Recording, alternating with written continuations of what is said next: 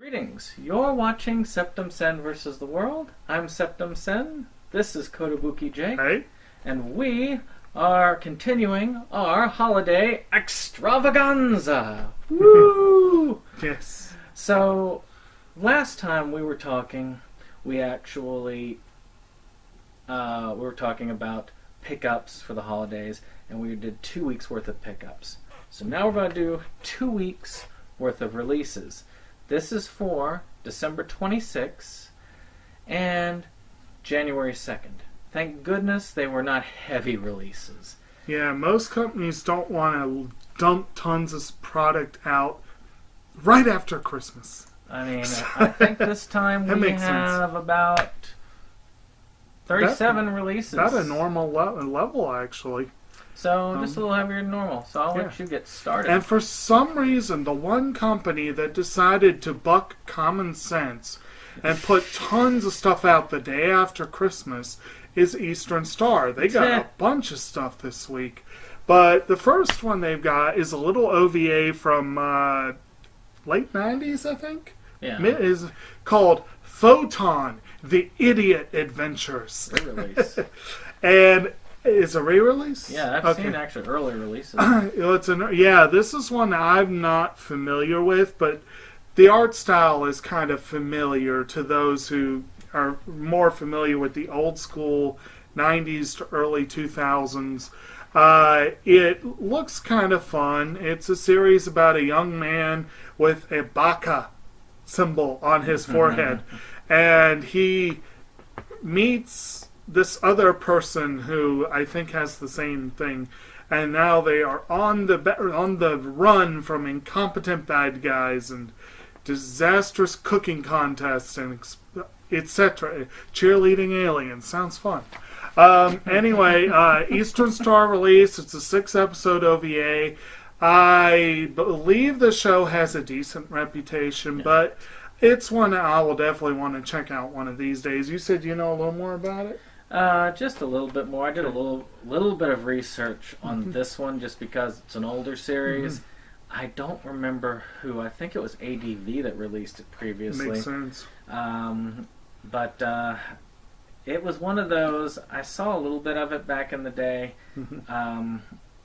It looked like your standard comedy series. I don't know whether it would be worth getting or not, but hopefully you'll get a good price on it. I don't think they have it on this time, but hey, new release, so you never know. So next up, Yomo Shephard, the movie. I've been curious about this one. It's about this guy who ends up joining the cycling club, and he's kind of a wimpy guy, but he really builds himself up in order to be this almost shonen type series. So this particular movie follows him going to the Kumamoto High Province Mountain Range race, where many teams around the world are competing. Country are competing. So this particular one, it's very sportsy. Very, it's sort of like that. Really, it's not as much shonen as a sports anime. Yeah. It's about team building, about friendships, and about cycling. And easily one of the better known and most talked about sports anime of the past few years. I'm surprised Eastern Star is releasing it, actually. It is surprising. It looks really good, though. I want to see this. I couldn't really figure out if the movie took place, where it takes place in relation to the series. But I got the impression that it's a side story kind of halfway through the story. Right now it's, at 2 seasons? It's about 2. Yeah. But it's one I want to see. It looks good. No, this an old one. This is an old one that I've heard about before. It's actually fairly well known amongst connoisseurs of sad anime. And it's supposed to be really good. It's called Barefoot Gen. And it's movies 1 and 2. It's a 2-movie pack. The first movie was released, I think, 1983, and the second one, I think, was 86. So they actually precede Grave of the Fireflies by a couple years. But this is movies that take place in Hiroshima.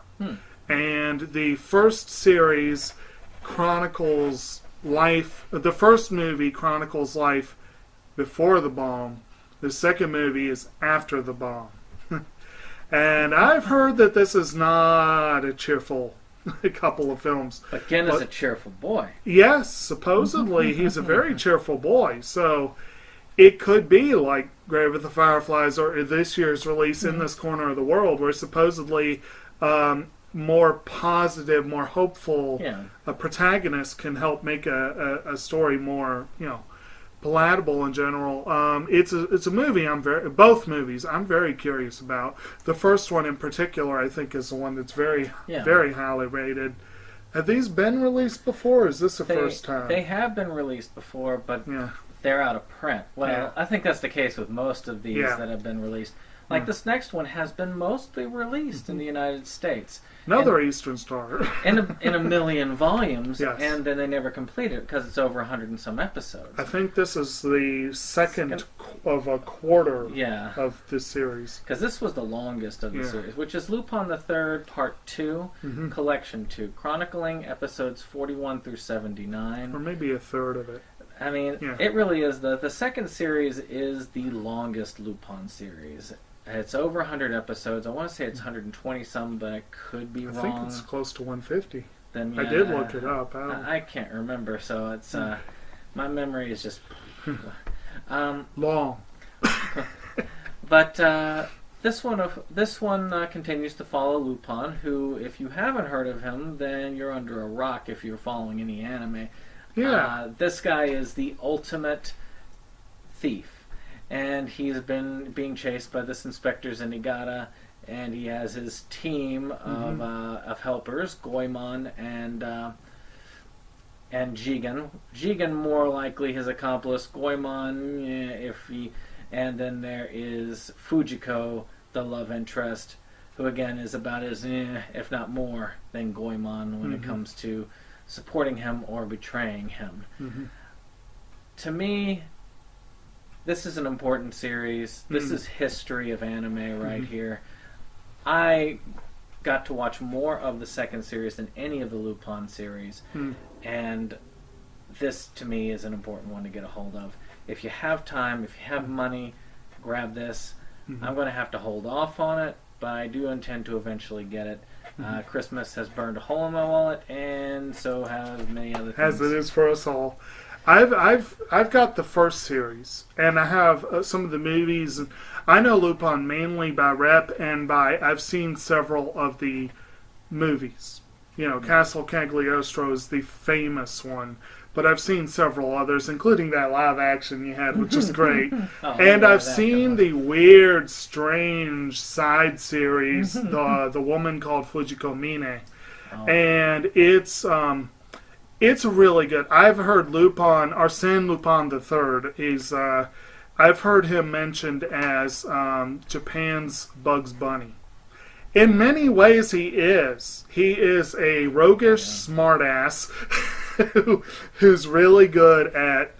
He's very funny, but he can be serious. And especially the woman called Fujiko Mine and Jigen's Tombstone, I think was a movie. They're more serious. But I'm definitely going to have to get that series. But 3 parts, it's going to be a whole lot less than, like you said before, it was little pieces. I'd say it's almost as expensive to collect all of Lupin as it would be to collect Monogatari, that entire thing. Speaking of expensive, but you do get more Lupin than you get Monogatari for your dollar. Yes, but speaking of expensive, and Monogatari has been released by Aniplex of America. We love to punch at them, but they deserve it. But no, but seriously, they've got a new one coming out called Niver.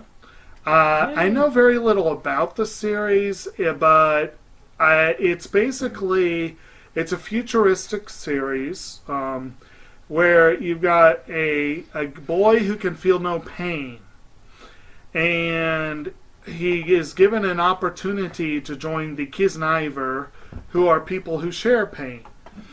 And that's really about all I know about it. I know that it's gotten a little bit of buzz. It is, Aniplex is pretty good at getting good series. They are a production partner on most of the shows they release, and they are really good as producers. I've heard good things about this, and I'm curious about it, but the price point definitely means it's not going to be a priority for me. Yeah. But if you've been watching it and you want a copy, this will be your opportunity to go ahead and get it. Yeah. So we return to Eastern Star. Yes. For Project Arms. I didn't punctuate it as it's supposed to be. This one, I do have one of those random pieces in storage because a friend lent it to me, and then we never heard from him again. And so it's still sitting there. Well, see, and now we have the entire series, all 52 episodes, in one nice, neat package.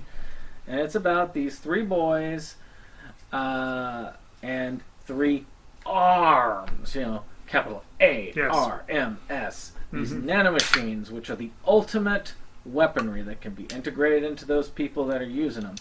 So this otherwise feels like a nice shonen-y type series. Did you watch much of it? I haven't actually seen it. Oh, okay. So, you still got to keep hold of it until you do watch that. Yes.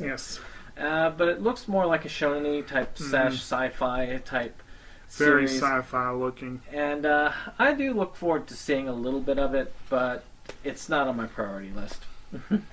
Okay, the next one I'm curious about, partly because of the psychedelic cover art. And both parts got released at the same time. Yes, which is weird for Funimation.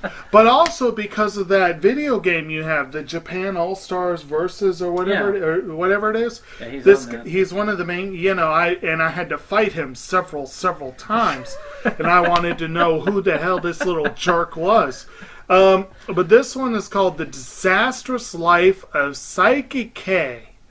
And we have 2 parts, like he said, being released simultaneously by Funimation.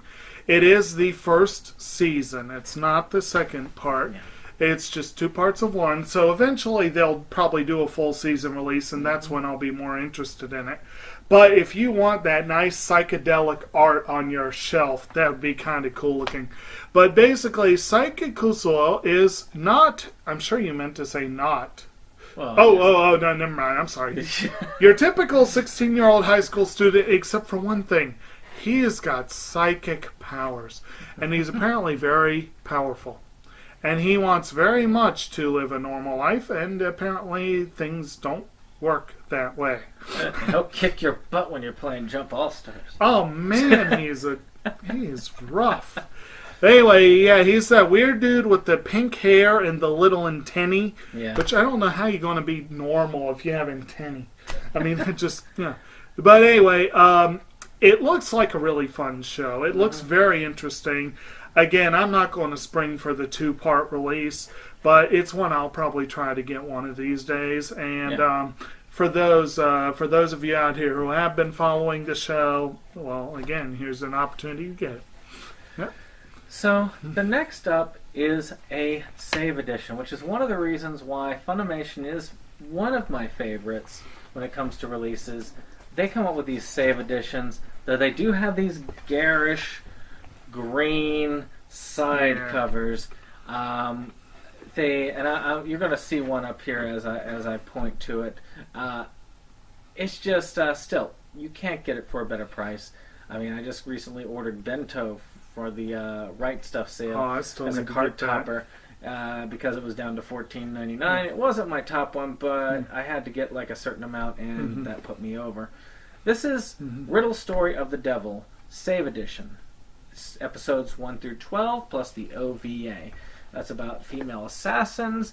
They're sent to this boarding school to compete against each other in this killing game. They've got to kill this one target. Unfortunately, one of the assassins falls in love with this target. So it becomes this free-for-all, almost Queen's Blade-ish thing to a harem-style, well, I guess it's still Queen's Blade, anime, where now one of the assassins is taking on the ultimate test to protect this kid.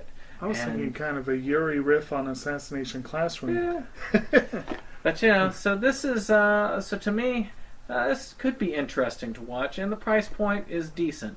And if you think save editions are really good now, of course, wait until you see them on sale. They're even better. Okay. And I know you look forward to talking about this one, which was delayed again. Yes. It was not delayed again. We have done this next one in our previous preview videos after having talked it up for a while. So anyway, on November 28th or something, Sentai was supposed to release the Squid Girl Premium Edition box set. I think they did release the standard edition. And then it was pushed back a full month. Yeah. Right down the middle, exactly 2 weeks to the day after they were supposed to release it, and 2 weeks to the day before they were supposedly reset it, it arrived. And I ordered it directly from Sentai. He ordered it from Right Stuff, I believe. Yep. They arrived the same day from both companies. But for those of you, it looks really good though. You should definitely watch our pickup video. I will do a full unboxing of this there. But for those of you who wonder why we always rip on Aniplex, the sticker price for this was what, $130? Yeah. So Sentai's special editions are running about $130 to $150. But look at that is a solid box. That's a big, solid box with a Blu-ray and a DVD and a hardcover book and a little thing full of goodies. And it looks nice and it looks good on the shelf and it's sturdy and clearly well made. And I cannot say the same for most of the Aniplex products I've seen. Yeah. And the sticker price was less than your typical, not to mention it's both seasons and the OVA episodes. So it's a lot of episodes. You get a lot of bang for your buck. You get a lot of bang for your buck. So, now, it's a big buck, but the current Right Stuff sale, no, not Right Stuff, the current Sentai sale, this is not cheap.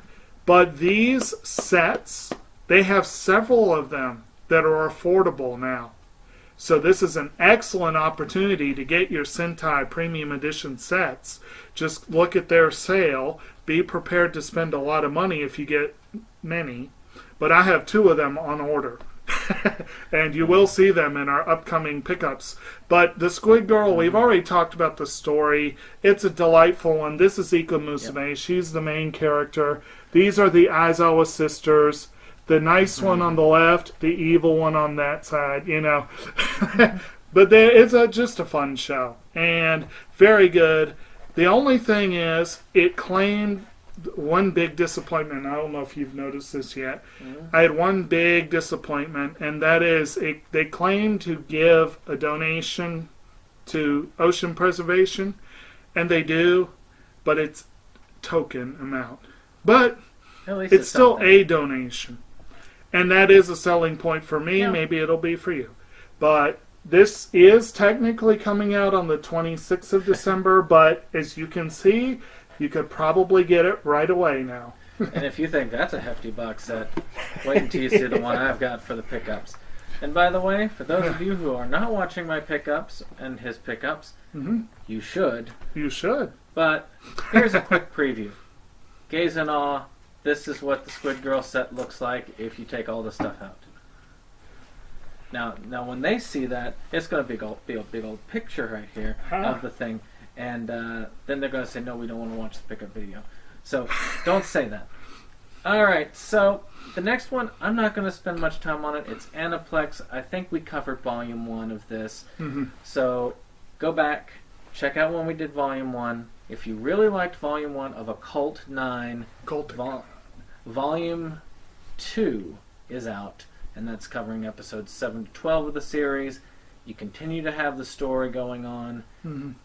I looked at the summary. I'm not going to go over that because you really need to know Volume 1 to get that.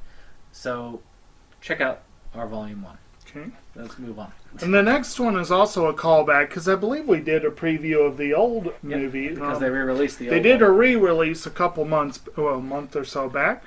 Our first post-Christmas American release, which tells you how much they think people are going to want to pay for this. Yeah. They got a nice steelbook, though. Is the remake of Flatliners. Now, I'll admit, It's got a good cast. Ellen Page, Diego Luna, Kiersey Clemens.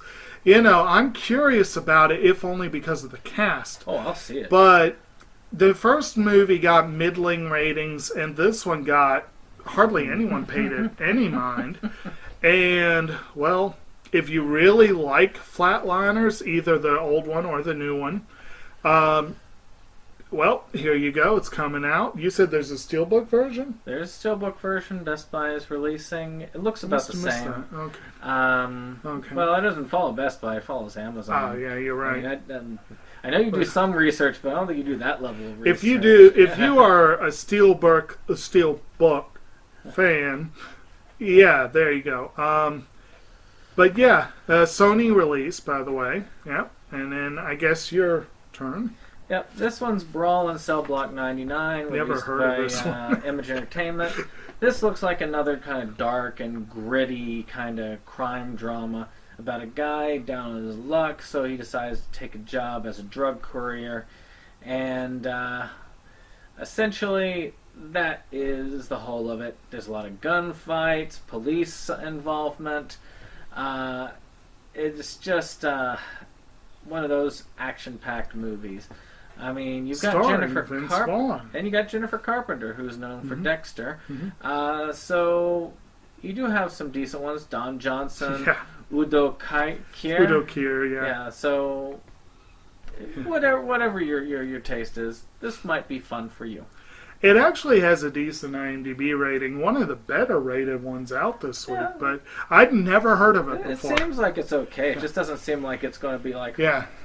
This one I had heard of, and I'm actually interested in, but it kind of sank without a trace when it came out, and hence the post-Christmas release. Kind of crashed. It did. In the middle of the mountains. Yes, in the winter, with snow all around. 20th Century Fox is releasing a film called The Mountain Between Us, which is notable because it stars Kate Winslet and Idris Elba, if I remember. Which, I mean, come on. That right there is worth a look. And it's supposed to be a good movie, but it got an okay rating on IMDb. And we thought that about Dark Tower, too. Well, it's an okay movie. Disappointment, but it's okay. But yeah, I was thinking, earlier in the year, I was thinking, oh man, Elba, he's stepping up in the world, and apparently not. But yeah, this is one I want to see, but not as big a priority as I thought it was going to be. Elba is an excellent actor. Oh man, yeah. He's hit hard times, but hopefully good times are coming. Well, he's still doing Luther, and that's a highly rated show. So. And speaking of sequels and things that might one I will not series, we've finally got the long-awaited Jeepers Creepers 3. By who? So Screen Media is releasing this, and this is set between the first and second film, where there are actually people set up to try and hunt down and take out the Creeper. Now, the director of this particular movie series has a lot of controversy. Before even the Weinstein stuff came out, this guy had a lot of sexual deviance going on. So this had a lot of... So is this autobiographical? Maybe. Now, even that being said, the first Jeepers Creepers movie was really good. I loved it. It was a great horror movie. I will be getting Jeepers Creepers 3, but it will tell you something that when the price release for the Blu-ray is $14.99, that I'm still going, it's too expensive. That tells you something right there. As does the IMDb rating. I think it was about 4.5. I don't expect it to be rated that high. It's a Jeepers Creepers movie. Yeah. I think this one, sadly, was in the similar range for the rating. But I kind of want to see this. I got a movie here called Killing Gunther. And I never heard of this either, but it apparently stars Arnold Schwarzenegger as the world's most infamous and greatest hitman. And everyone sets out to kill him. And there's like some sort of prize if you are the one to kill Gunther. And it's supposedly a comedy. It sounds like a great setup. But it sounds like it did not have a great rating. I kind of want to see it, but I'm not sure I want to pay to see it. Even from what I understand, it might be worth making sure I get to see it before even buying it at Black Friday for $4. Yeah. But it looks amusing. So, and it's one of the very, very, very, very few times Schwarzenegger has played a villain. Oh, yeah. And it can't be any worse than the last time he did.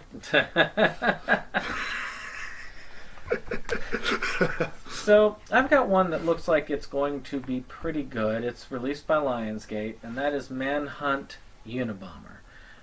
This is, as it stands, is about the hunt for the Unabomber. Mm-hmm. It was one of the deadliest serial bombers in history. It has Sam Worthington, Paul Bettany.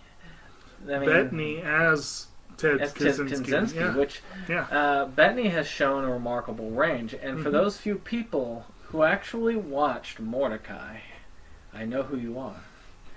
It's all right, sir. I have another. That movie really... say what you will about it, even though I really enjoyed the movie. Even if you didn't like the movie, Paul Bettany showed his acting range very well with that movie. He showed that he's like, yeah, I can play an entirely different character from what I normally am known by. So I am curious to see it. I do want to see how it goes. I'm a fan. But we'll see. All right. My next one's called Mayhem. Woo! And I don't know if this is one I'm going to be able to do because it's being fitted with the zombie label. And I'm always hit or miss with those, but it's called Mayhem. And it stars Steven Yeun. He's the main, he's that guy from the early seasons of Walking Dead, isn't he? Yeah. Yeah. So, he's having a really bad day. Because, zombie outbreak. Or at least something along those lines. It looks interesting. It's, again, supposed to be kind of a comedy sort of thing. Horror comedies appeal a lot more to me, typically, than straight horror. And sometimes I love them. This is one I might want to give a go, but I've got to learn more about it. Yeah. So this next one I'm not going to spend too much time on, but though it says Series 1, this is Acceptable Risk. It looks like this is just a straight mini-series. I don't feel like this is a one of anything. Well, it's 6 episodes. It seems to have a beginning, middle, and end. But you never know. You never know whether they're going to do a sequel to anything. Well, these it only days. came out this year, so there's plenty of time for... And of course, though IMDb doesn't have Season 2 out on it yet, so that tells something. They're usually very much ahead of the game when it comes to that. But then again, it's foreign. But this stars a woman whose husband died, and it turns out he's actually this big dude on the pharmaceutical market. And also, this follows the investigation of... it follows this big investigation, this sort of cop drama type stuff. So again, this looks like it's another procedural with a twist. Sort of a police procedural thriller, I would think. From what I've read. And I've read a couple of reviews for it, and that seems to be how many of the other people are following it. I was surprised. I didn't actually hear a lot about this. Did you hear a ton about this? The one you just covered or the upcoming Acceptable one? Risk. Not much. Okay, so... I mean, it's a British series, Acorn Media releasing, but I'm not up enough on current stuff to... Yeah. Okay, and Revolt? Speaking of stuff that we're up on... I don't remember this one. Maybe I'm getting these two confused, because I remember one of them... I think it was the next one that I didn't even get an Amazon link from Joe Blow. I had to type in a couple. Yeah, but these are released for the 26th. Maybe I missed Revolt. But it's a Lionsgate release called Revolt. The story of humankind's last stand against a cataclysmic alien invasion. That probably tells you everything you need to know. Actually, it's kind of funny because both of these are very similar. Yeah, that's why I can't remember anything. The next one, I mean, obviously, the star of it, I remember. Which is also an Echo Bridge one, but this one is about an alien invasion. But you've got a guy who's a badass called the Hunter, played by Wesley Snipes in it, and basically you've got these people who are just planning a weekend escape when this invasion happens, and they have to team up with Wesley Snipes to survive. Man, they're doomed. So now we're on to January 2nd. Okay. So is it me now? Mm-hmm. Okay, first up we have American Made, which is an action thriller starring Tom Cruise and directed by Doug Liman. So that right there tells you it should be entertaining. It should be interesting. Very actiony. It says reunites with his Edge of Tomorrow director. Mm-hmm. I still think Edge of Tomorrow was a victim of some of the worst titling in movie history. American Made, though, is not much better. I mean, come on, that's a bland, generic title if ever I heard one. M-A-D-E, not M-A-I-D. Yeah. I would say that doesn't make it any better, but... Tom Cruise tones his uniform as the American Made. I almost would want to see that. That sounds great. This is one I've heard a little bit about, but not that much. I don't know if you've heard any more about it. It's I'm much more interested in this upcoming one. But if you know anything about American Made, by all means let us know. It looks like Cruise's movies are no longer a sure thing by any means. But actually, we've got two comedies right in a row. Here. I want to see this one. I mean, this one's Battle of the Sexes, released by 20th Century Fox. It goes into the wake of the women's movement in 1973, where you had this top tennis match between the women's world champion, who is Billie Jean King, and the men's champion, and the men's X-Men's champ and serial hustler Bobby Riggs. The X-Men's champ? Yes, the X-Men's champ.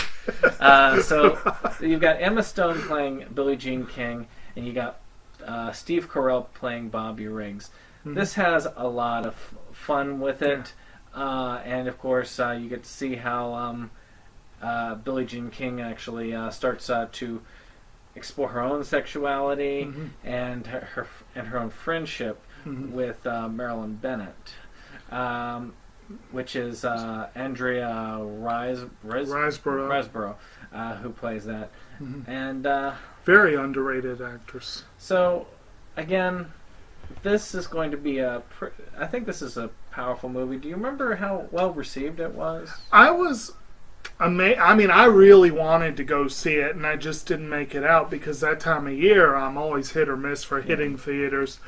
I was amazed that it has not gotten much buzz for the awards season because it looked like an awards bait movie. Yeah. And from what I've seen and what I've heard, it looks like it got a decent reception. I do want to see it, definitely. I'm a big fan of all three of the actors you mentioned. Well, a big believer, at least, in their ability to do a good job. Oh, of course. And anyway, so we've got this next one. And Ben Stiller. Brad's Status. It stars Ben Stiller. It's a Universal release. This is he stars as Brad, whose satisfying career, sweet wife, and comfortable life in suburban Sacramento aren't quite what he imagined during his college glory days. You've got Jenna Fisher in there, Luke Wilson, Michael Sheen. That's an interesting cast there. I've heard a little bit about this, but not a lot. It looks like it could be quite interesting, but I don't know. Maybe you know more than I do. Not really, though. It looks entertaining, and it does have a pretty powerful cast. So, to me, it sounds like it's going to be worth a watch. Probably pretty funny. Ben Stiller usually can bring a laugh. I felt like that was that last movie. There was a movie called The Secret Secret Life of Walter Mitty. Mm-hmm. I feel like that one was way underrated. I really enjoyed it. I still need to see it. And Stiller can be an underrated actor. He can do a really good job when he wants to. Yeah. So the next one is from Wellgo USA, our favorite Chinese and other Asian importer of The Adventurers, which I had to work on to get to work, and then I had trouble finding the cover art for it because it seems like everything else wants to go Adventurers. But this is a high-stakes action adventure with these thieves doing this basic heist movie, and they are going against this French detective.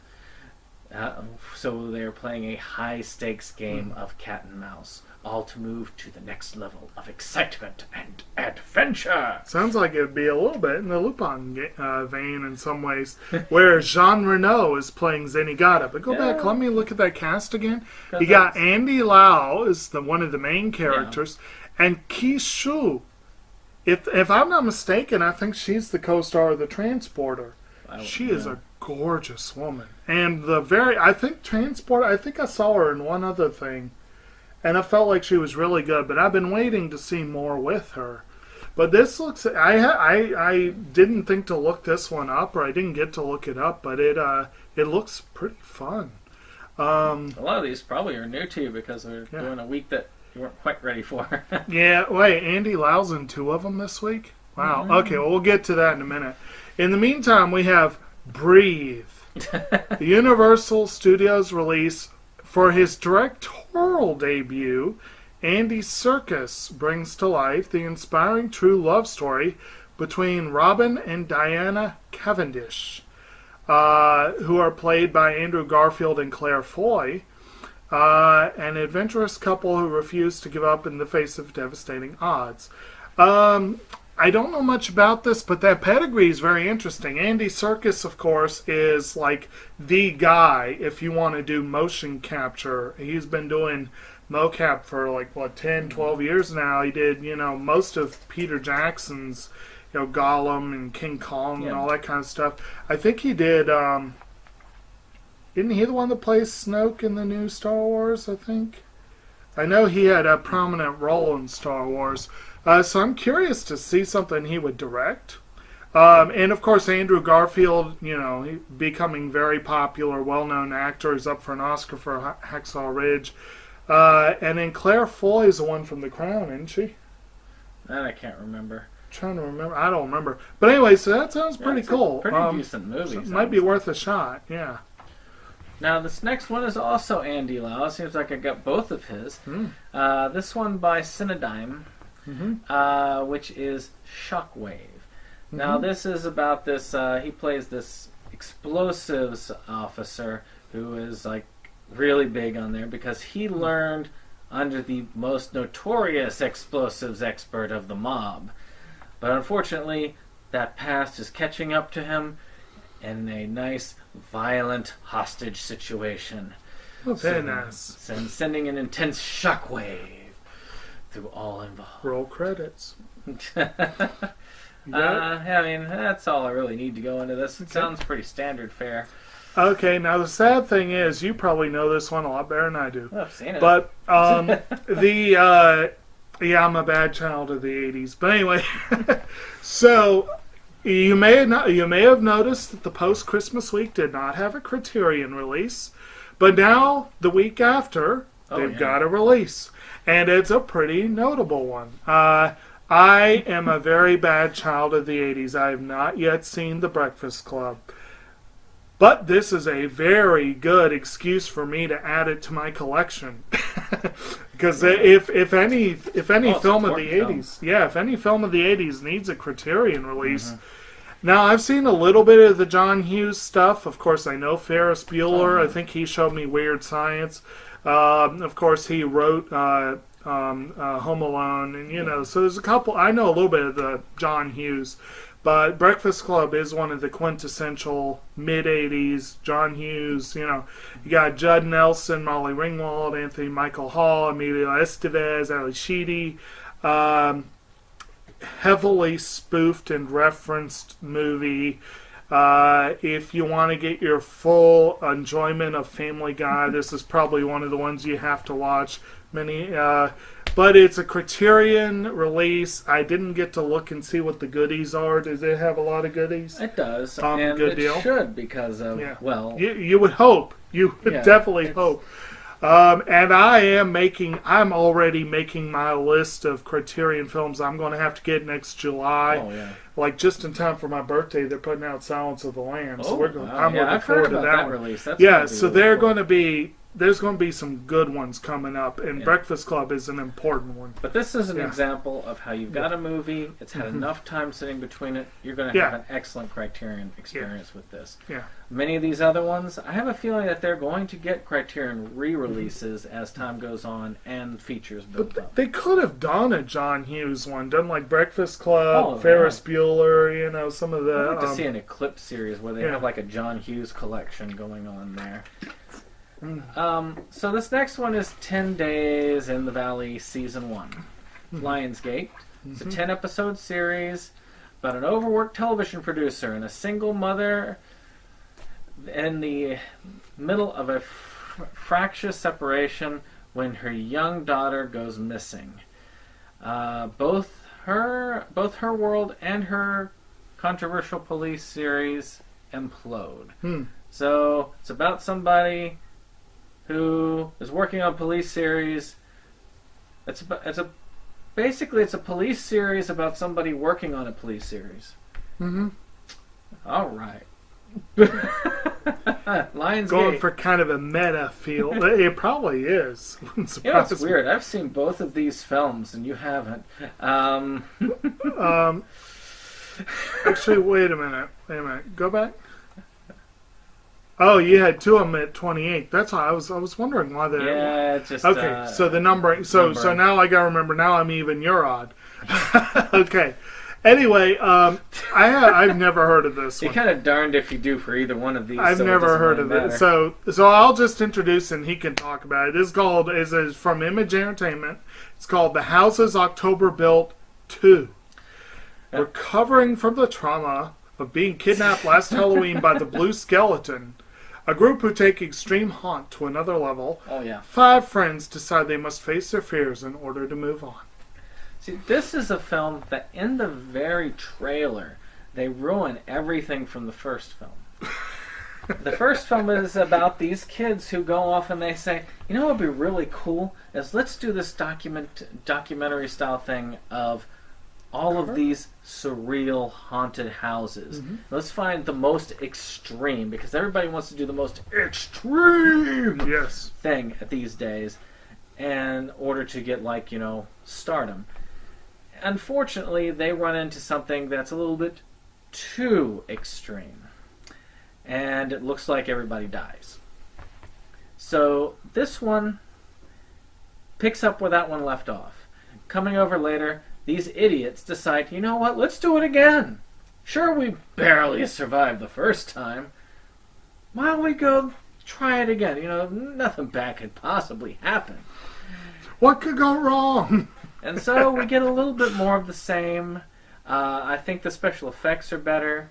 It has a nice little twist at the end. If you like the first one, you'll probably like this one. Though I have to admit, these people are not the brightest ones. Definitely not the sharpest tools in the shed. So this next one from Shout Factory, or Scream Factory really, is Hell Night.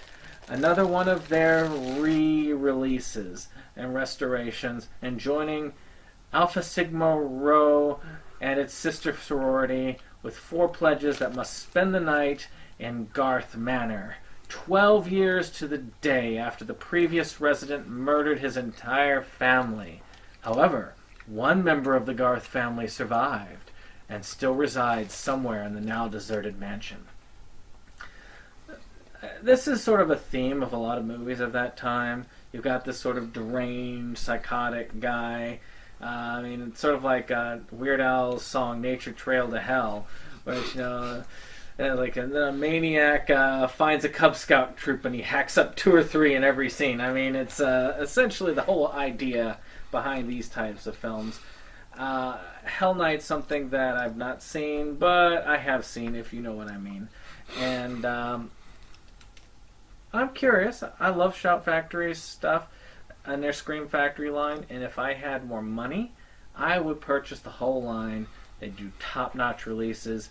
They released the Silent Night, Deadly Night thing, and they had this figurine of the killer, which is really cool. Now people are selling it for like $150 on eBay, so it's already making them back a lot of money, I guess, on this sort of thing. But it is really cool. I couldn't do it, though, because if I bought it and I paid the money for it, I couldn't sell it. I'd have to keep it. Yeah, I'd have to keep the figure. Yeah. So that's it from me, and now another Shout Factory release for you. Yes, and I'm guessing this is a documentary. Looks like it. Well, it's called Rebel in the Rye. Mm-hmm.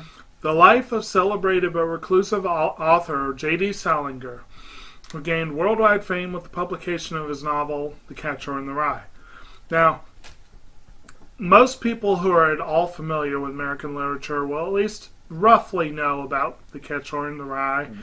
It's probably been required reading for you at some point or another. And if not, chances are that if you read, you've thought about reading it on your own. I don't know how many people pick it up and read it just for no reason, but, you know. I've read it myself once, and it was a pretty well-written, interesting book. Is Holden McNeil, right? The main guy? Pretty well-known character in American literature. So, it's definitely, but Salinger never really got out of the shadow of that book. And I think a lot of that was intentional. He did become very reclusive. So it might be interesting to see a movie all about, you know, him, that story. And definitely if you're an English major or just interested in the history of writing, it'd be worth having a look. Yeah. So Film Rise is releasing a film called Axolotl Overkill, by the same person that brought us the, who authored Axolotl Roadkill. So Mafidi is 16, but she looks like she's 12, and acts like she's in her mid-30s. You do the math. She's lived with her half-siblings in a shared Berlin apartment since the death of her mother. Mafidi is wild, sad, sensitive, and in love. The adults she meets are one thing only by comparison: desperate. Her father considers terrorism a contemporary career and is more interested in art than people. Oh, an artistic terrorist. Given the backdrop, going to school makes less sense than living life between parties, drugs, affairs, and kitchen table politics. For a moment, I thought it said drug affairs. I guess polemics might be in that ballpark.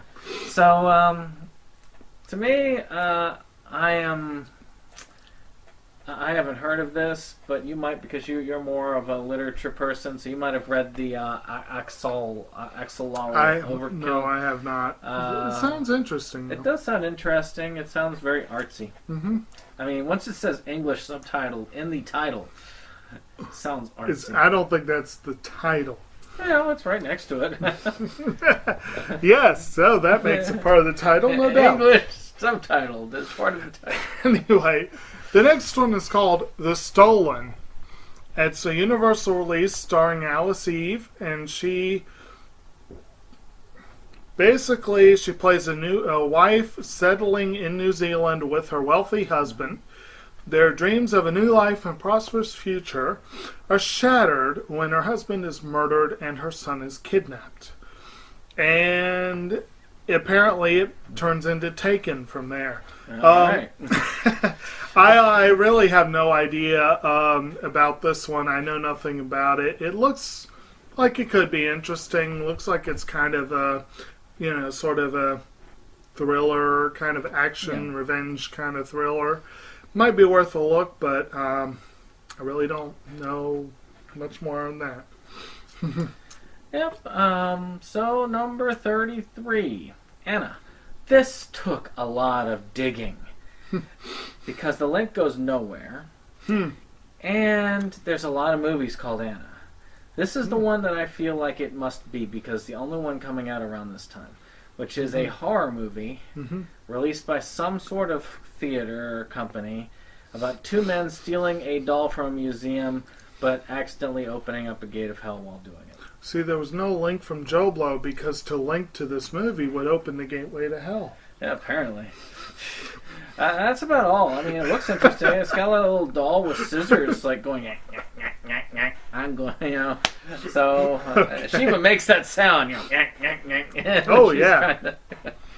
Okay, so I have a universal release called A Question of Faith. 3 families find themselves at a crossroads, questioning their faith and the God that guides their lives. As each family member deals with their issues, their worlds start to intertwine. This, you know, etc., etc. This sounds like a basic faith-based kind of film. I mean, I didn't look it up, so I'm not sure if it's from the same people that do all these kind of movies, but it sounds like something that would appeal to people like what was the one we did very recently? It was like a Preacher or whatever it was, something along those lines.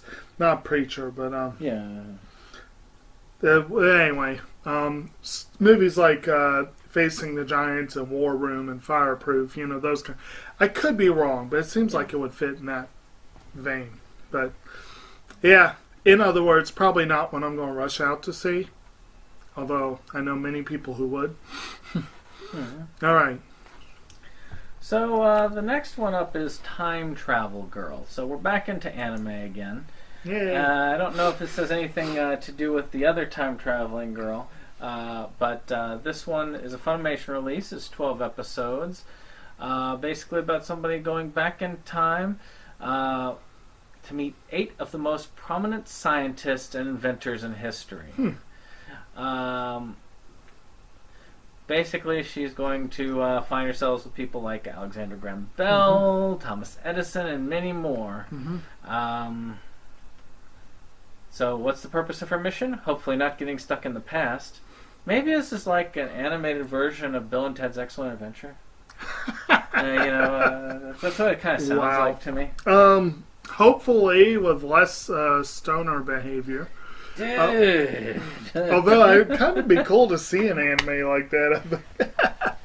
I've never heard of this one. Kistem R Engaged Planet. Woo. A made in Japan release, and it's a pretty hefty number of episodes. 25 episodes and 4 OVAs. Yeah. It's not bad. The destruction of a cruise ship leaves thousands dead, but the body count is only beginning. As researchers try to make sense of the strange new fish and insects appearing around the world, scientists Ruika Yuno and the NIDF attempt to track down the source of the mutation, a mysterious artifact called the Book of the Dead. When the book is finally located, all hell breaks loose. Of course it does. Literally. Oh, we all knew what happened when they found it in an Evil Dead. I mean, Fractal, that's...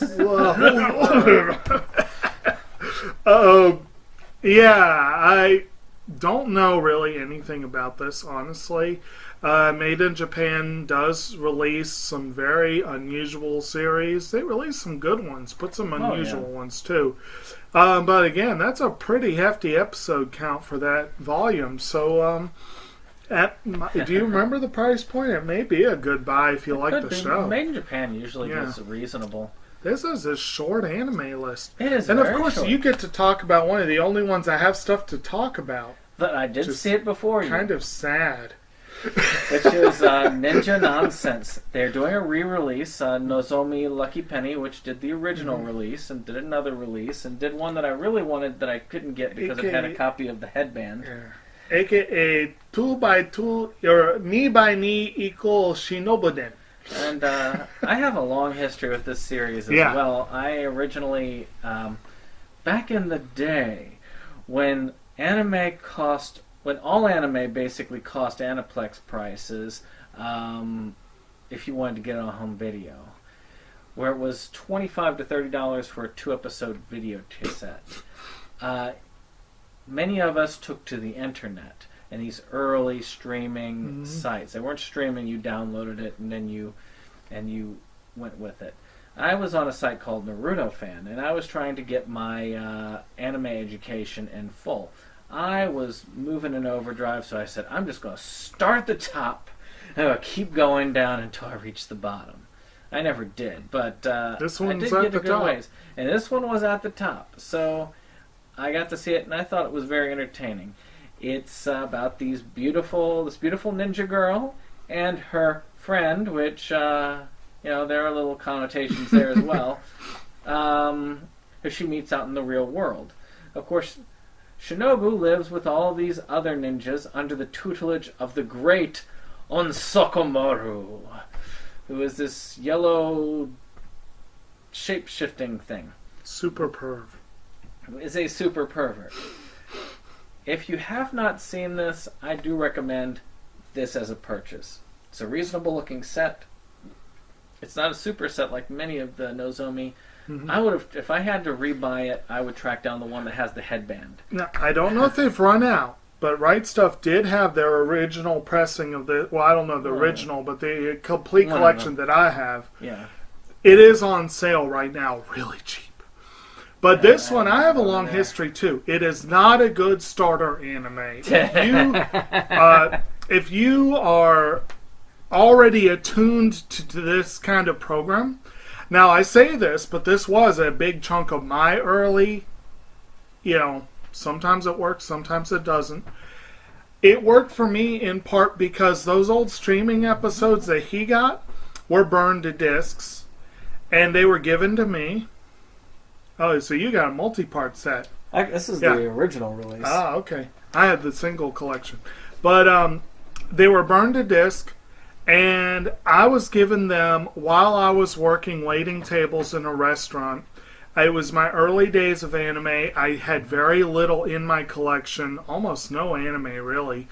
And sometimes at night I wanted something bright, cheery, and dumb that I could get drunk to. Very much. This is a good show for that. But it's a sentimental favorite, and the ending sequence is great. Oh, yeah. It's great. So it's not a high class show, but it's very fun. Yeah. Well, that's the end of our particular video. Though I hate to rush through, we have a lot to cover and very little time to do it. So I hope you've enjoyed it. And for those of you who only follow our releases, I will see you all again on the 2nd of January. Maybe. Actually, enjoy your holidays. Probably further than that. All right. Oh, yeah.